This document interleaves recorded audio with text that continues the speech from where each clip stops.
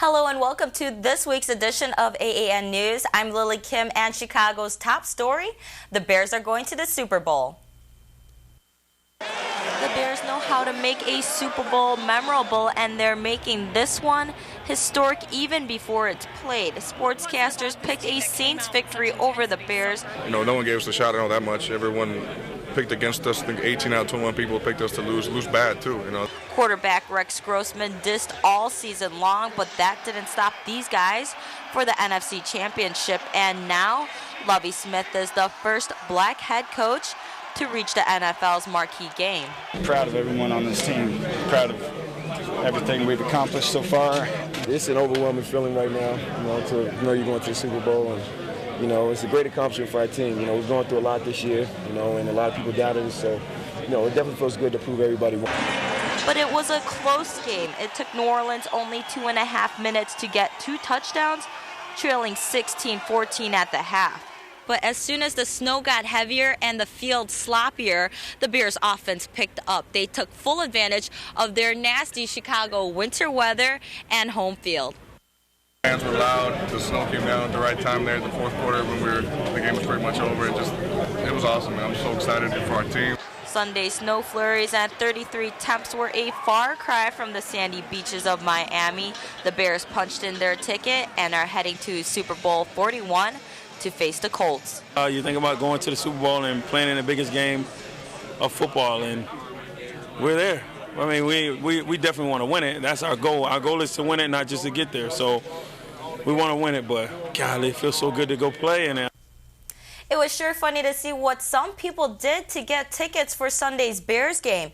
AAN went online and found some very interesting offers. It was nearly impossible to get tickets for Sunday's NFC Championship game. In those desperate times, some used desperate measures. What did you pay for your tickets? About $1,200 apiece. Wow, and you? $1,200. Meanwhile, Chicago's Craigslist website showed what others did to be at the game without breaking their wallets. One doctor said he'd give free Botox and liposuction. Others offered private cooking classes, golf lessons, free garage parking for 1 year, airline tickets, disc jockeying service, home remodeling, and just about anything you can think of. Ingrid Yonata, AAN News. Here's a contest you don't want to win. A new research shows Filipinos top the list for couch potatoes compared to other Asian groups. This kind of lifestyle with little or no physical activity can double the risk for heart disease. At least 1/3 of Filipinos in the U.S. die of a stroke. The study also showed Filipino men have the greatest tendency to be overweight. Taking action, the Asian Pacific Task Force is launching a new program. The goal, to get Filipinos walking to improve health. Asian communities in Chicago say they need more police, but it's not any kind. They need those who speak their language. This becomes a problem because very few Asian Americans are willing to serve and protect. Our Ingrid Yonata explores the issue. Nipun Patel helps to run the convenience store his parents own along Lawrence Avenue, a predominantly Korean and Hispanic neighborhood on Chicago's north side. He said his parents always had trouble communicating with the police because they can't speak English and the cops can't speak Hindi. It definitely is a problem. They have to usually call me or my brother usually. If they do have to come here, we did have several times problems where they might have misunderstood what they're saying, so that was a problem. This man remembers the chaos when fire destroyed several shops on Devon Avenue. When there was a fire, they were just confused, and it was in the morning. They were sleeping. If there was a person who could speak their own language, that would have been much better, A similar situation is felt in other Asian communities like Chinatown. The majority of people in Chinatown don't speak English. I would say 75–80% don't speak English. And when we have problems, it's the communication problem, especially with American officers. They don't understand the language. Asian businesses and residents say they need more diversity in the police. How bad is the need? Consider this. Out of 16,000 members in the police force, only 200 are of Asian descent. That's just a little over 1% of the entire Chicago police. I say about 10 to 15 the Chinese officers could actually speak Chinese, and that's not a whole lot. That's not a whole lot for a city for the size of this. And when no one could speak the language of the victim, police would usually get an interpreter. But even this is not the solution. It's very hard to request a foreign speaker, even though we try. It may be wait for hours, and we don't have hours to waste. There's obviously a need for more police officers who speak an Asian language in these communities. But when it comes to recruiting, families are not willing to step up to the plate. Jin Lee, a well-known figure in the Asian community, said Asian families are less willing than non-Asians to let their children join the police. Something Officer Mary Chen said is due to one main reason. The danger. I feel that a lot of people stereotype the police as nothing but danger, and that they can get hurt and killed on this job. And a lot of people that think about entering the field of police enforcement are afraid, for their loved ones to join because, you could die in this job. But just by having Chinese-speaking officers like these two, Chicago's Chinese community already felt the benefits. On Wednesdays, I come here to take reports for people that do not speak English, the Chinese, citizens. And sometimes it's not only taking a report, it's helping out, giving advice on family, on domestic issues. Before we have this, we don't have any communications. The people don't know what the police do, and the police, although we try, but we don't understand what the people want anyway, so we get a lack of communications. But now, people can actually walk in and talk to me instead of a squad car, look at me and driving around. They can come in here and sit down and tell me their problems. And that is good. That is CAP's work at the best. And with more Asians coming and calling Chicago home, the need for more bilinguals in the police force becomes greater. A robbery, burglary, a theft, I cannot be at 3 places at one time. So I encourage the Asian people to join the police department because we need, more people that speak our language. I think it would be just beneficial for sure. Just in this neighborhood, we have several Indian stores, or not Indian, but Asian American kind of stores, just block after block. So that definitely would help. Ingrid Yunada, AAN News. Doctors born and educated in the Philippines but working in the U.S. are at center of controversy. Some say their move to the States is a show of hard work and ambition, but critics say it's a sellout and causing a brain drain in the islands. Many are moving here for a much better pay. Nearly 1 million take jobs abroad each year, and the numbers are climbing. Philippines' former health minister said this is no longer a brain drain. It's now turned into a brain hemorrhage. He was the All-American Wonder Boy, always excelling in school, and the student body president of Loyola University. But what drove this 19-year-old to shoot his sister's fiancé point blank in the face? Local filmmaker Ira Shim tells the true story of Andrew Saw.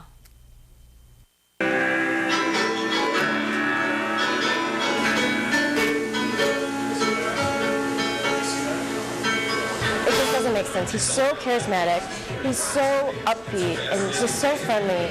And you just have to wonder, how did this person get to that point? And that's, I think, what's so compelling about him, is that how is a young man that was on the path to success end up where he is today? I tell everybody the story about him because I think it's a fascinating thing. I mean, it's something you don't hear about every day, and I'm sad for him.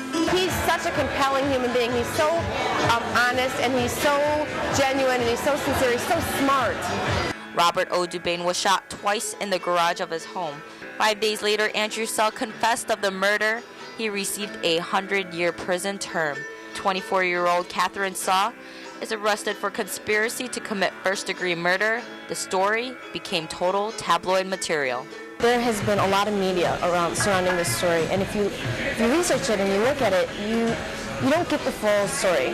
It's a huge perversion in the media retelling of it. Andrew's attorneys took the case pro bono, believing his sentence was unfair. I joined the case several years ago because it involves very serious and disturbing, credible allegations of judicial misconduct that require investigation and discovery, as well as real concerns about police misconduct involving the rights of American citizens, not only Andrew, but all of us. This is a really unusual situation. I think most criminal defendants get a fair trial. We are trying to get Andrew what every citizen of this country is entitled to, which is a fair trial. The judge that convicted Andrew and sentenced him was tied to the victim's family. That's what they're trying to prove. Frankly, given the current habeas law, it's very difficult to say. They put a lot of restrictions on it, and it's extremely difficult to get relief under the current law. Whether he'll ever get a fair case, I don't know. But I'll tell you this, we're giving it everything we've got. The House of Saw is still in production. Everyone on the project is working voluntarily. If you'd like to make a monetary contribution or give some of your time or talent, log on to www.thehouseofsaw.com. There will also be another screening February 9th. Still to come, our Ingrid Yanada will introduce us to a piano genius, see how the Asian community is preparing for the Lunar New Year celebration, and see how the Chicago Cubs kicked off spring training. All up next on AAN. Getting off from work and dodging traffic, some got the chance to enter a musical bliss. The Chicago Symphony Orchestra invited a piano genius from China for their after-work Masterworks program. Our Ingrid Yanada has more. The crowd was practically hypnotized. Still with their shirts and ties, these folks headed straight to the Chicago Symphony Orchestra from their offices to catch a performance by Lang Lang. The young pianist from China is known for his superb ability to play classical masterpieces with grace and emotion. We love having him. He packs in the crowds because he's such an amazing player, but also just such a nice guy as well, and it's really just fun to work with him. Since he was 17 years old, Lang Lang had played on the piano with the world's leading orchestras and conductors throughout the US, Europe, China, and Japan. At just the tender age of 23 years old, Lang Lang from China achieved world attention when he was named by the United Nations the Goodwill Ambassador. And folks agree that he has a lot in his career. Lang Lang really performed a lot of pop music, collaborated with a lot of big names in Asia. So I would expect him to continually get more famous, especially in Asia. Isn't that amazing? The fact that he is so young just adds to the appeal as far as I'm concerned. We know that he has a long, long career ahead of him, and we're very happy to be part of it in its early stages and hopefully as it progresses through the years.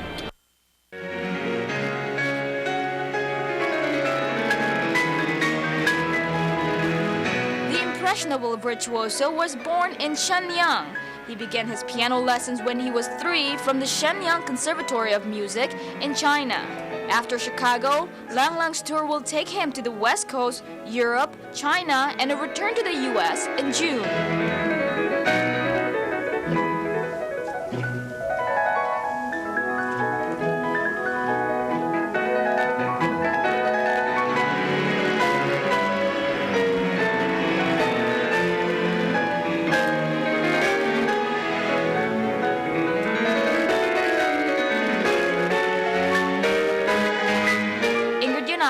AAN News.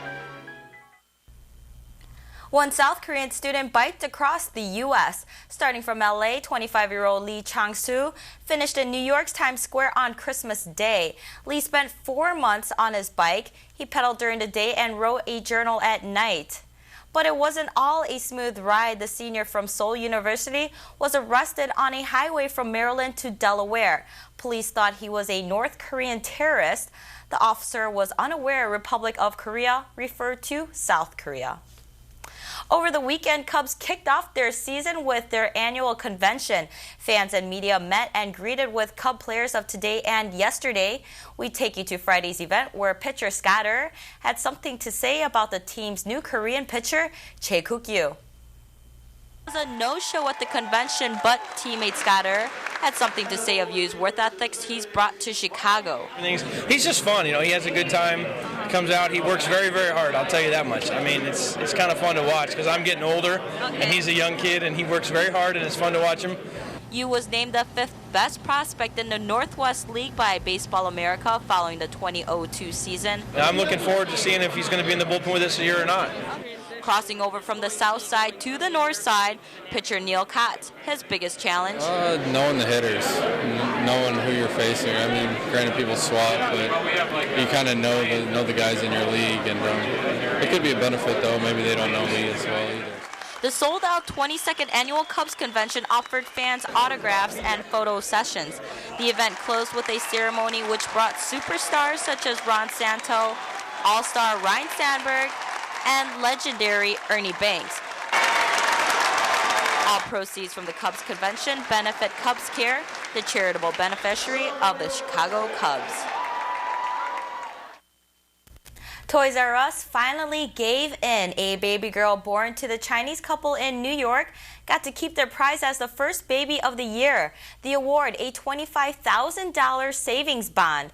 The toy store denied her rights at first because her parents were illegal immigrants, but news coverage of protesters made by Chinese Americans changed the retailer's mind, saying the prize is for the child and not for the mother. With the help of Asian community leaders, we'll now show you what it takes to make a grand celebration. It's just 2 months before the Lunar New Year celebration, and it's a pleasant surprise to find leaders from the Korean, Chinese, Indonesian, Japanese, Pakistani, and many other Asian communities take time to drive over to Chinatown so they could give their feedback and ideas to make this 24th annual celebration, themed Roars with the Boers, a roaring success. This year, the Chinese American community will host the festivities that will be held on March 3rd. The Pan-Asian American Ping Tom Memorial Award and other community service awards will be given out on the annual gala. Last year, the Indonesian community hosted, and the Pakistani community will host next year's celebration. If you would like more information, call 312-326-5320. Ingrid Yanada, AAN News. For this One Love, they say there's one choice for one nightlife. It's called One Entertainment.